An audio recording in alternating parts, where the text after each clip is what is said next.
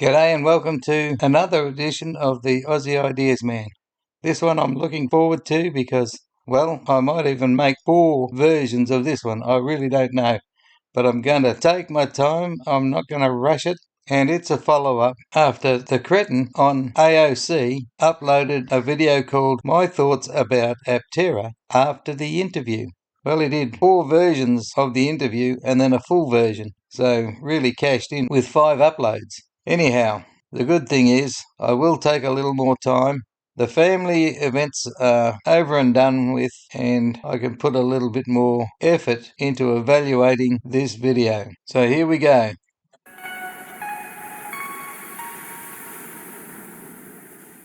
Hello everyone, it's Steve with APTERA Owners Club. So this is a video that I've been thinking about making for a while, and I've been avoiding it mainly because I think it'll make pretty much everyone upset because no one's going to agree with me. And also, I don't want to give off this impression that I have insider information or knowledge that makes my opinion better than anyone else's opinion. But I have this channel, and I have been following APTERA for a long time, and I think some of you are probably interested in my opinion about this thing and understand where I'm coming from. Like, pretty much, I have a lot to gain if APTERA succeeds. One, I run a YouTube channel called APTERA Owners Club, and my channel will most likely die if APTERA does not succeed. And also, if APTERA becomes a large success, it's probable that my channel will also become a large success, because currently it's probably the most viewed channel solely dedicated to APTERA. Now, there's other people that cover APTERA with large followings, but it's not completely dedicated to APTERA. So, yeah, if APTERA succeeds, my YouTube channel succeeds. If APTERA does not succeed, my YouTube channel also does not succeed. Also, I'm an investor, and so my investment would do better. And also, I have so many referrals that theoretically I could possibly get multiple free APTERAs if APTERA succeeds. So lots of reasons that APTERA succeeding would be personally good for me. And also, I'm a huge fan of APTERA, which is why I started the channel, and I remain a huge fan. I love the vehicle, and I would like for it to become a reality. It's been about 4 years since I've been around, and in all of that 4 years, I have never heard him say in such detail that he has a lot to gain from it. But in either case, it doesn't matter because really this is all irrelevant. Let's just look at the title. My thoughts about APTERA after the interview. So, what's his channel and what it's got to gain got to do with his thoughts about APTERA after the interview? Now, I've often said this in the past. This is irrelevant, this is irrelevant, and this is irrelevant. And I do it because I don't think people identify irrelevances very well at all. I don't think the knuckle-dragging fanboys can identify much out of anything that they hear. But when I get a title, I expect the thing to stick to the title and not to stray too far. And right at the very beginning, he has spent a long time just talking about matters that are unrelated to the interview. And he has had 4 or 5 years, I think, of opportunity to say these things and never has. I don't think it's appropriate to do it now, but I think he feels obliged to. I don't hold him to any obligation to say this. I've said it about him anyway, so that's good enough. But we started off with something totally irrelevant as far as I can see. Let's keep going. All right, so that being said, I just had this interview with Chris Anthony on July 16th, and I really appreciate that Chris takes time out of his busy schedule to talk to some guy sitting in his study with a YouTube channel at 9 p.m. at night. I think that says a lot. And I always enjoy talking to Chris, and I think he does the best he can with these interviews. He is handcuffed quite a bit um, by wanting to present things that are good for the company. And also, there are rules. They are planning on becoming a public company at this point, and they have to become a reporting company. And SEC has many rules about how information can be disseminated. I'll stop here and say that while he appreciates Chris taking time to talk to him, this has been arranged for months on end. And I believe Chris might have been doing a lot of stalling after arranging it. And that puts a different spin on things. But the other thing is Chris is desperate to rant about all the things he's rehearsed for years and years in front of a mirror, as far as I am concerned. I don't believe anybody can say the same things with such repetitive accuracy over many years without having rehearsals. That's my opinion. And it's my opinion that he takes every opportunity to run through his dialogue. And we've seen the 4 videos that comprise the full video. At least I hope it comprises the full video. I haven't watched that one.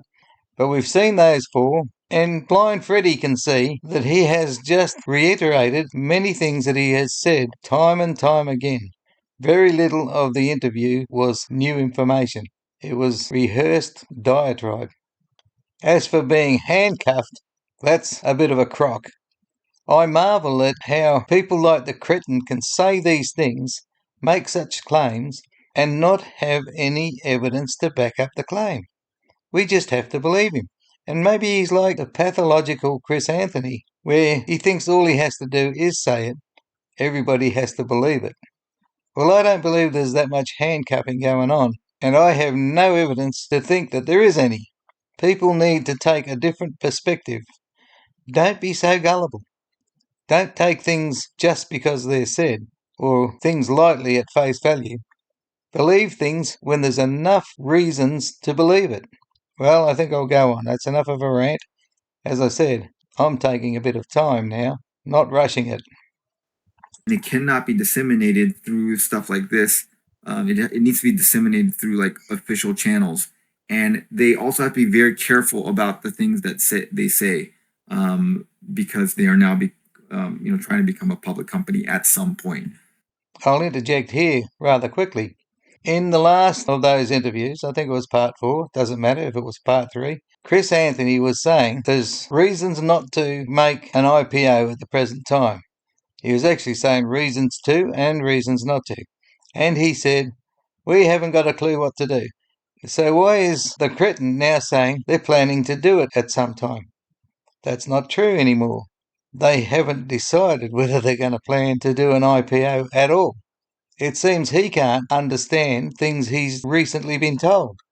I guess if you went back 2 years ago, he was told that they planned to do an IPO. But latest information is they have no idea whether to do it or not. So I think he gives the best answers he can. All right, so here's the things that I've noticed in the comments, and I tried to ask the questions that were important to me, and I think were important to a lot of people. And people were saying, "Oh, well, he like never gave an answer. He just dances around it, and he doesn't give an answer."